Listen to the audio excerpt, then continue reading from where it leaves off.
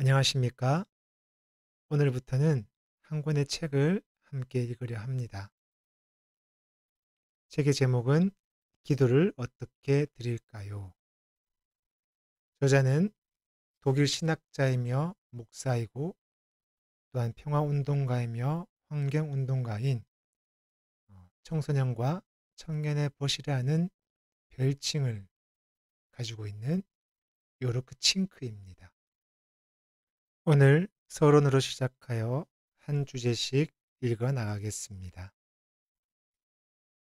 서론, 기도, 모든 것을 얻기 위한 올바른 추구. 사람마다 믿는 방식은 다릅니다. 어떤 믿음이 올바른 것일까요? 아마 마지막 날이 되면 판가름이 나겠지요. 현대인들은 이성적인 존재입니다. 믿음이 없는 사람도 많습니다.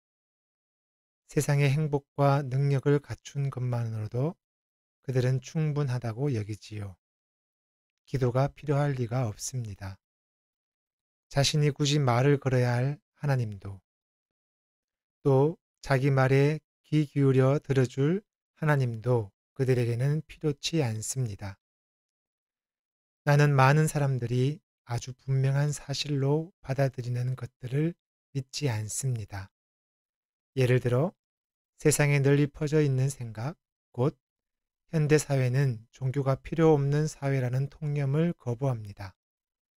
그리고 현대인과 미래인들은 비종교인이라고 교회 안팎에서 주장하는 그럴듯한 신학도 거부합니다. 비록 현대인들이 보여주는 모습은 실망스럽더라도 믿음을 향한 우리의 갈망은 여론조사에서 나타나는 사람들의 저주하는 듯한 대답보다는 훨씬 더 많은 비중을 차지하고 있습니다. 실천적인 경건을 향한 열정도 그렇고 기도를 하려는 노력도 그렇습니다. 믿음을 행위로 드러내려는 노력이 예전보다는 줄어들어 위축되는 것은 사실입니다. 그렇다고 이 때문에 믿음이 줄어들었다고 말할 수는 없습니다. 물론 믿음에 관해 말하기 위해서는 더욱 세심해야 합니다. 요즘 사람들은 개인적인 일들을 하나님 앞에 내놓기보다는 스스로 해결하기 위해 필사적으로 노력합니다. 이는 분명 믿음과 경건함의 영역에서 보면 불행한 일입니다. 사람들은 개인적인 일에 다른 사람이나 위에 있는 권위가 개입하는 것에 거부감을 갖습니다. 그래서 온전한 믿음을 갖기가 어렵습니다. 과거에도 믿음에 관한 생각들은 그리 공고하지 못했습니다. 새로운 것이 있다면 예전과는 달리 사람들이 믿음의 문제도 개인이 각자 알아서 해야 하는 것으로 치부하게 되었다는 점입니다.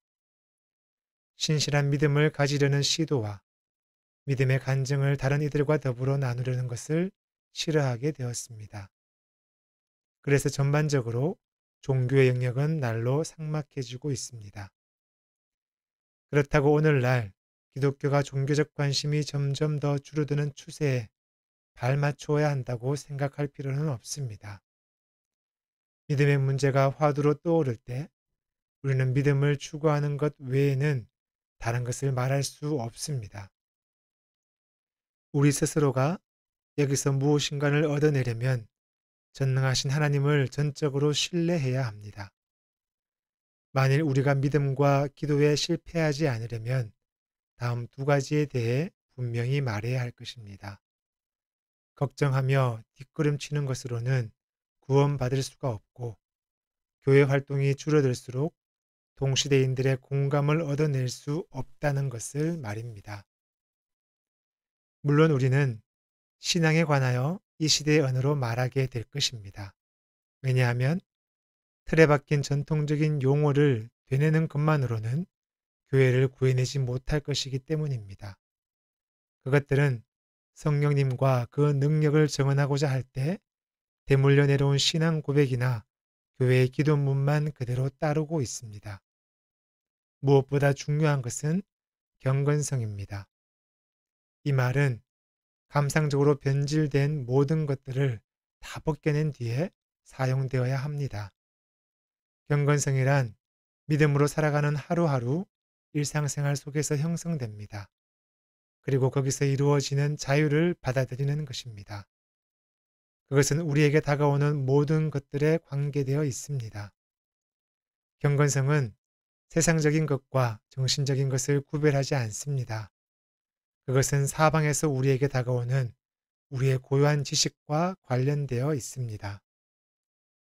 그것은 우리 문 앞에서 벌어지고 있는 일은 물론이거니와 세상 마지막 날에 일어날 일들까지도 포함되어 있습니다. 기독교 신앙은 이 왕국과 절대로 나눌 수 없다는 것을 폭넓게 포괄하고 재점검하는 것이 되어야 합니다. 그리고 우리 입으로 드리는 기도가 이런 신앙을 제대로 표현해내는지를 확인해야 할 것입니다. 기도를 해야 하는데 막상 어떻게 해야 할지 모르겠다는 것은 결코 새삼스러운 일이 아닙니다. 일찍이 사도 바울은 이렇게 썼습니다. 로마서 8장 26절과 27절 말씀입니다. 이와 같이 성령도 우리의 연약함을 도우시나니 우리는 마땅히 기도할 바를 알지 못하나 오직 성령이 말할 수 없는 탄식으로 우리를 위하여 친히 간구하시느니라. 마음을 살피시는 이가 성령의 생각을 아시나니 이는 성령이 하나님의 뜻대로 성도를 위하여 간구하심이니라.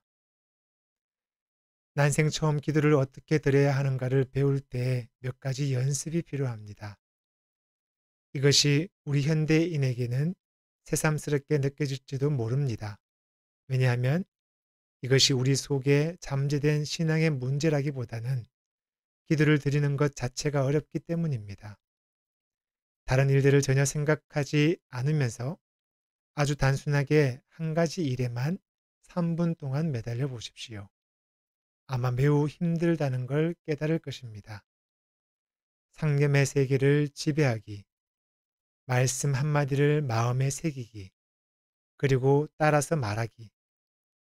게다가 다른 사람을 위해 기도하기 위해서는 그가 겪는 운동에 동참하거나 그 주변에서 일어나는 일들에 대한 선입견 없이 있는 그대로를 받아들여야만 합니다.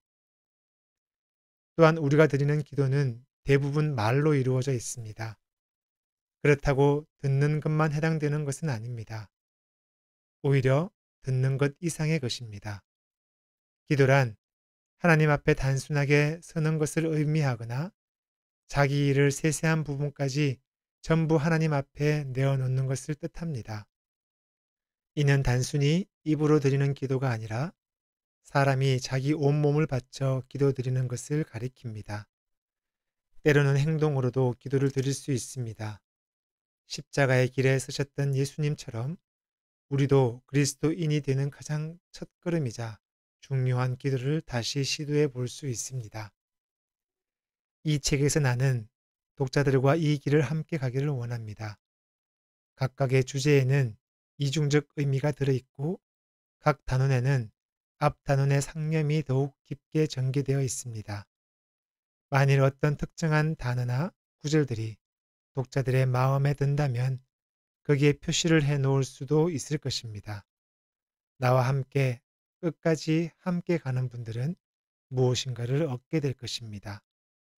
남들보다 한 발자국 먼저 떼어 놓는다 해서 그것이 지나친 일은 아닐 것입니다. 이런 사람은 기도를 드리는 것이 모든 것을 얻기 위한 추구라는 사실을 잘 알 테니까 말이지요. 요르크 칭크의 기도문입니다. 영원하시고 거룩하시며 오묘하고 청량할 길 없는 하나님, 나는 주님 앞으로 나옵니다.